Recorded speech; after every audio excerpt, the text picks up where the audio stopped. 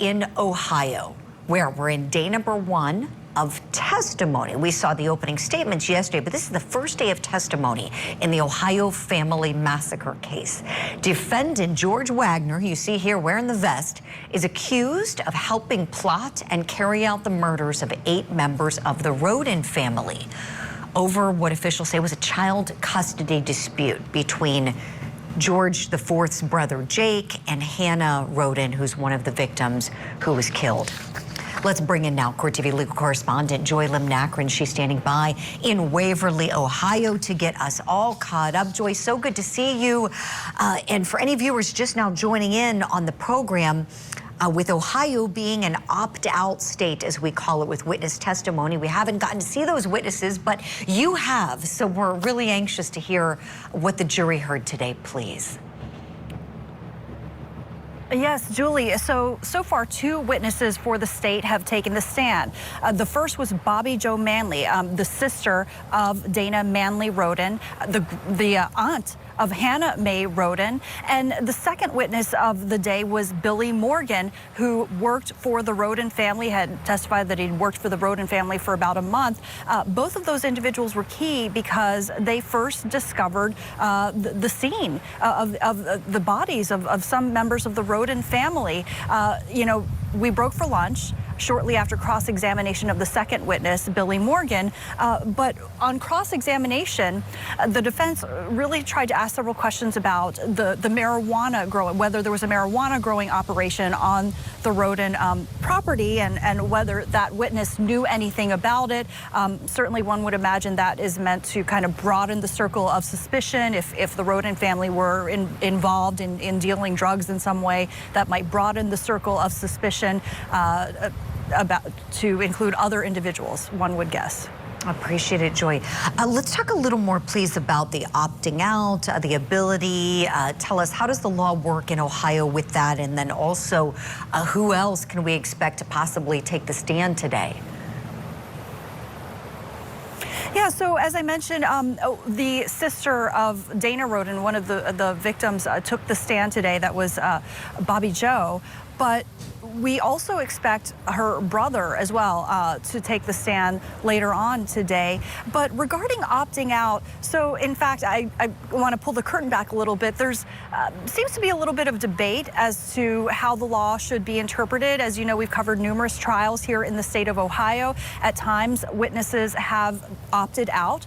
And so we have obviously honored and respected the request and honored and respected the wishes of the court, and of course followed the law and the court's interpretation of the law. And so in those cases, usually what we've done at Court TV is shared audio of that testimony and have not shown witnesses. This particular court has interpreted this kind of opt-out rule to mean that audio should not be shown as well. And so obviously we've honored and respected that, and we're not sharing audio or the visual images of these particular witnesses who want their privacy protected, Julie. Sure.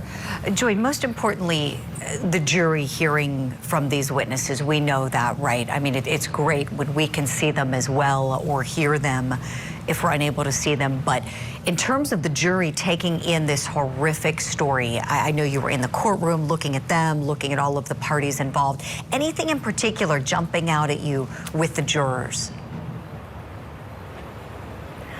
This is an extremely attentive jury.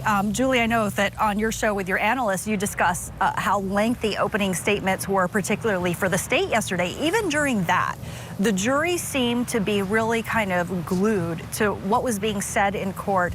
And here I noticed that these jurors, one middle-aged white woman in particular, seems to kind of scan around at all the key players involved in the case, the attorneys, the defendant, whoever is on the stand at the moment.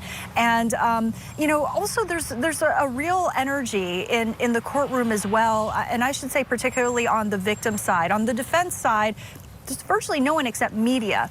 And often we do see some support for defendants, some family members. In this case, obviously, you've got 4 members of the Wagner family who are either spending time in prison or behind bars, you know, in awaiting trial, or in this case, in trial. And then on the victim side, you've got several friends and family filling the gallery. Noteworthy in particular, Geneva Roden, the matriarch of the Roden family, the grandmother of Hannah Mae Roden, who has been vocal in local media, for instance, just sharing how painful, enduring the loss of 8 loved ones has been, and just kind of, looking for justice after all these years. Oh, absolutely, Joy. It's horrific to think about what this family has gone through, and justice has been a long time in coming for them. With respect to this defendant in particular, George IV, he's going to trial alone, which I do have a question about that, by the way, but no, I'll save that for a second. Yesterday, a lot of people noticed he looked like he was sleepy in the courtroom, kind of nodding off, closing his eyes, looking like he was having trouble staying awake. That's a problem when you're on trial for 8 homicides. Tell me, there's some video from yesterday. Look at him.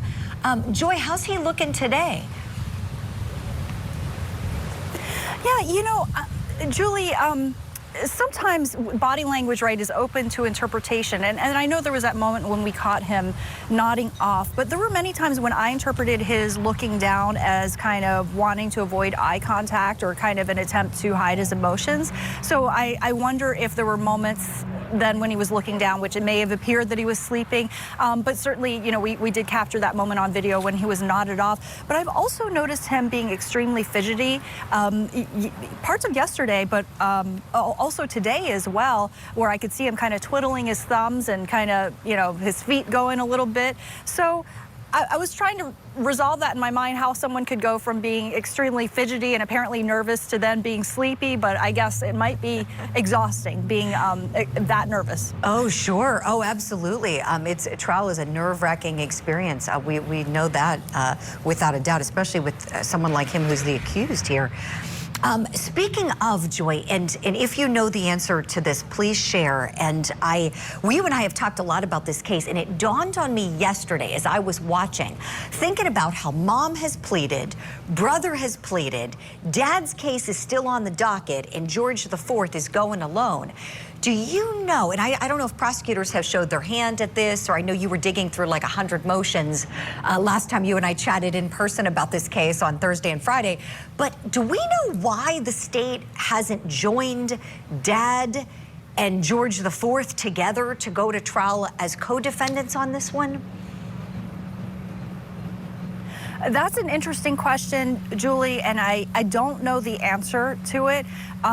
I would imagine that we would expect some significant differences, because from what we've been able to gather, the Wagner family has actually painted George as sort of innocent and not a party to this crime. We had the testimony of Jake Wagner saying that Jake himself killed 5 of the victims, and that George Sr. was responsible for the other deaths, but that George Jr., George Wagner IV, I should really say, is his legal name, did not shoot anyone on the night in question. So I would imagine it might have to do with that differentiation. But that's an excellent point, Julie. No, thank you, Joy. Yeah, if you hear, and sometimes they'll talk to us, sometimes they won't. Prosecutors, they may tell you, they may be very frank, or they may say, don't care to comment on this one. But I'm thinking, if I was president, I'd want to join them together, especially how hard they're going at him. Another point I think that's really important to underscore, and you came on the other day, Joy, and were talking with me about it, is how the state is making their pursuit of the death penalty contingent upon Jake Wagner's testimony. Yeah, it's contingent on both the testimony of Jake Wagner and Angela Wagner being satisfactory to the state.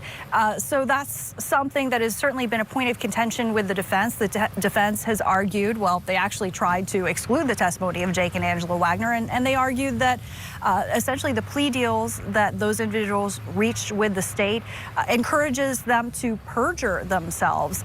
And, they further argued that if they, in the defense themselves, are effective in doing cross-examination, effectively cross-examining Jake and Angela Wagner, then they would get them to basically corroborate George's story, that he had nothing to do with the actual shooting, in which case the defense argues, maybe the state would find that's not satisfactory, and then maybe the state would pursue the death penalty anyway. So an effective cross-examination could actually boomerang on the defense. That's been their argument, Julie. It is so bizarre, Joy. I have never seen a case like this where the decision to pursue the death penalty is kind of hanging in the balance, dependent upon witness testimony.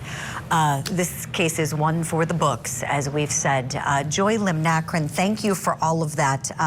I know you're going to be getting back into the courtroom, watching more of this. We'll be looking forward to hearing more from you throughout the day here on Court TV Live.